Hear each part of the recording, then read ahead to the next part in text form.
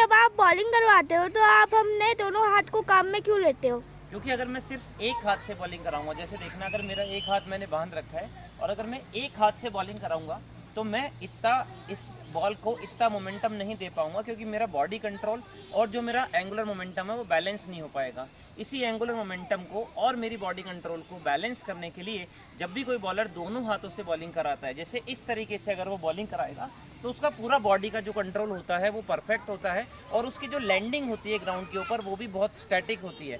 तो perfect landing के लिए और बॉलिंग के अंदर मोमेंटम और स्पीड को बढ़ाने के लिए हर एक फास्ट बॉलर हमेशा अपने दोनों हाथों को काम में लेता है। आप देखिएगा कोई भी फास्ट बॉलर जब बॉलिंग कराता है तो उसका बॉलिंग एक्शन इस तरीके से होता है कि उसका एक हाथ आगे जा रहा है और जो दूसरा हाथ है नॉन बॉलिंग आर्म जिसको बोलते हैं वो हमेशा पीछे की तरफ जाएगा।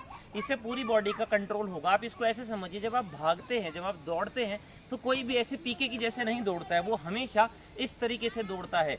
उसका एक हाथ आगे और एक हाथ पीछे होता है। इससे हम जब दौड़ते हैं तो हमारे बॉडी का कंट्रोल बना रहता है। तो क्या कान्हू आप इस बात को समझ गए हैं कि हाँ। कोई भी बच्चा जब बॉलिंग कराएगा तो हम उसके बच्चे को बोलेंगे कि तुम दोनों हाथों को ही यूज करना। तो आज के बाद जब भी आप बॉलिंग कराएंगे तो आप भी अपने दोनों हाथों को ही यूज करोगे। समझ गए? हाँ।